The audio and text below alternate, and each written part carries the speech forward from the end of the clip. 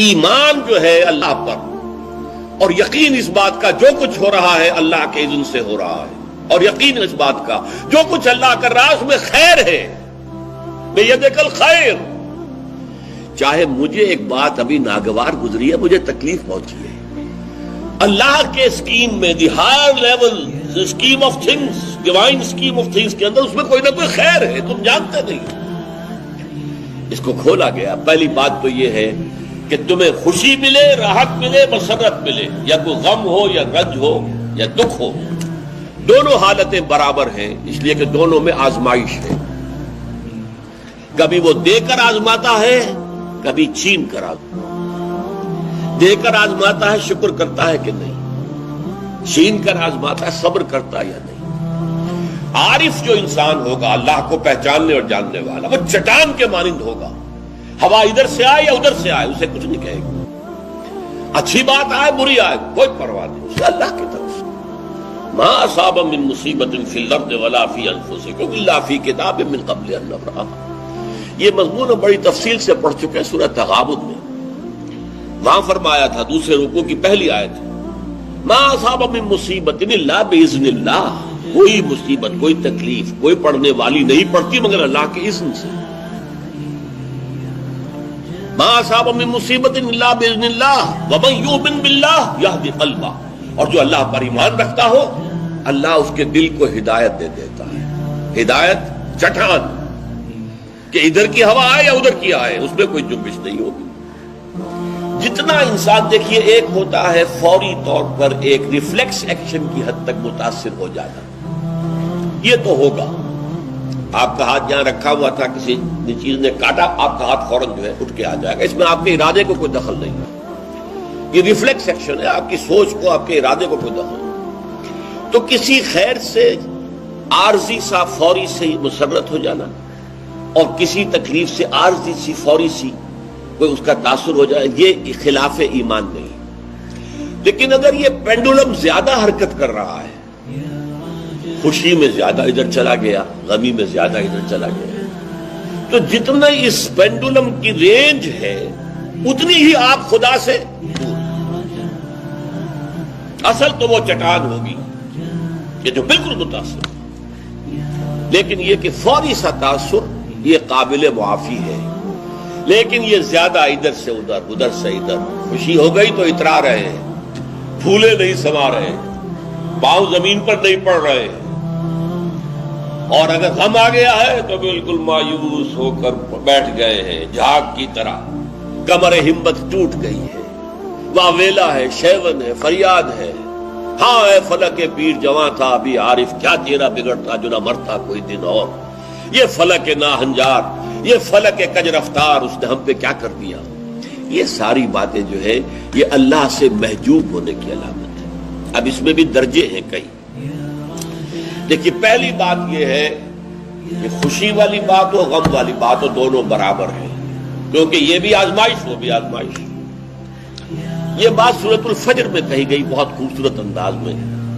اللہ تعالیٰ نے انسان کی تھڑ دلے پن کی شکایت کرتے ہوئے، شکوہ کرتے ہوئے کہا فَأَمَّا الْإِنسَانُ إِذَا مَا ابْتَلَاهُ رَبُّهُ فَأَكْرَمَهُ وَنَعَمَهُ فَيَقُولُ رَبِّي أَكْرَمَنِ۔ اس انسان کا حال عجیب ہے، جب اس کا رب اسے آزماتا ہے اور عزت دیتا ہے، نعمتیں دیتا ہے، تو کہتا ہے میرے رب نے مجھے بڑی عزت دے دی۔ وَأَمَّا إِذَا مَا ابْتَلَاهُ فَقَدَرَ عَلَيْهِ رِزْقَهُ، اور جب اللہ آزماتا ہے اسے اور اس کی روزی تنگ کر دیتا ہے، فَيَقُولُ رَبِّي أَهَانَنِ، یہ کہتا ہے رب نے مجھے ذلیل کر دیا۔ کلا، ہرگز نہیں۔ اب یہاں دیکھیے سوچئے اس نے کیا غلط بات کہی، عزت دی تو اللہ نے دی اور ذلت آئی تو اللہ کی طرف منسوب کر رہا۔ اس نے کسی بت، کسی دیوی، کسی دیوتا کا ذکر تو نہیں کیا نا، وہ مشرک تو نہیں ہے، پھر کیوں اس میں تنقید کیوں ہو رہی ہے؟ وَأَمَّا الْإِنسَانُ إِذَا مَا ابْتَلَاهُ رَبُّهُ فَأَكْرَمَهُ وَنَعَمَهُ فَيَقُولُ رَبِّي أَكْرَمَنِ وَأَمَّا إِذَا مَا ابْتَلَاهُ فَقَدَرَ عَلَيْهِ رِزْقَهُ فَيَقُولُ رَبِّي أَهَانَنِ۔ کلا، کیا مطلب؟ یہ دونوں ابتلاءات ہیں، وہ بھی ابتلا ہے یہ بھی ابتلا ہے، وہ چھین کر بھی آزما رہا ہے، دے کر بھی آزما رہا ہے، یہ تو آزمائش ہے، دونوں برابر ہیں۔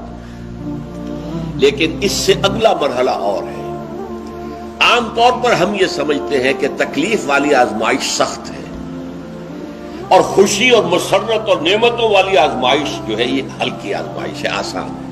معاملہ اس کے برعکس ہے. تکلیف میں ہوں گے اللہ کو یاد کریں گے، پکاریں گے، دعائیں کریں گے، اور اگر نعمتیں ہوں گی غافل ہو جائیں گے، بھول جائیں گے. کون سا امتحان زیادہ سخت ہوا نتیجے کے اعتبار سے؟ تکلیف والا امتحان زیادہ سخت نہیں ہے.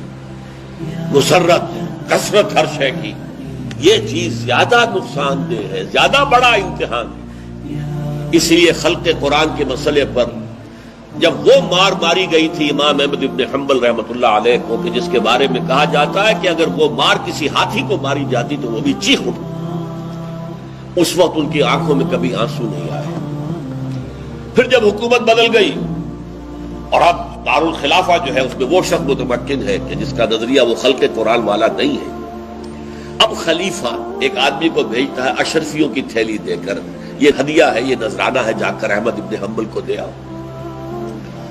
جب اس نے آ کے پیش کیا رو پڑے، اے اللہ میں اس آزمائش کے قابل نہیں، یہ آزمائش سخت ہے. کہیں سے انعام پا کر حکومت سے پھر حق پر قائم رہنا مشکل ہو جائے. یہ ہے وہ صورتحال. ما صاب من مصیبت فی الارض ولا فی انفسکم الا فی کتاب من قبل ان نبراها ان ذلک علی اللہ یسیر لکہ لا تاسوا علی ما فاتکم ولا تفرحوا بما آتاکم واللہ لا يحب كل مختال فخور. اور اللہ تعالیٰ کو شیخی خورے، فخر کرنے والے، اکڑنے والے بالکل پسند نہیں. الذین یبخلون ویامرون الناس بالبخل، جو اس حجاب میں آ جاتے ہیں وہ بخل کریں گے. دولت ہی سب سے بڑی شے ہے، سنبھال کر رکھو، خرچ کرو گے تو ختم ہو جائے گی، دولت کی بنیاد ختم ہو جائے گی. اپنی تجوریوں کو بھر کر رکھو، خالی نہ کرو. اور جو شخص خود بخل کرتا ہے وہ دوسروں کو بھی بخل کا مشورہ دیتا ہے تاکہ اس کے اپنی بخیلی پر بھی پردہ پڑا رہے. بھائی کیا کر رہے ہو تم نے؟ دونوں ہاتھ کھلے چھوڑ دیے ہیں، تمہیں کوئی فکر نہیں ہے، تمہاری اولاد ہے، اس کے ضرورت تقاضے ہوں گے، تمہاری بچیاں ہیں، ان کے ہاتھ پیلے کرنے ہوں گے، کیا تم نے سوچا ہوا؟ وہ مشورہ بھی بخل کا دیں گے تاکہ ان کے اپنے بخل کے اوپر بھی پردہ پڑا رہے.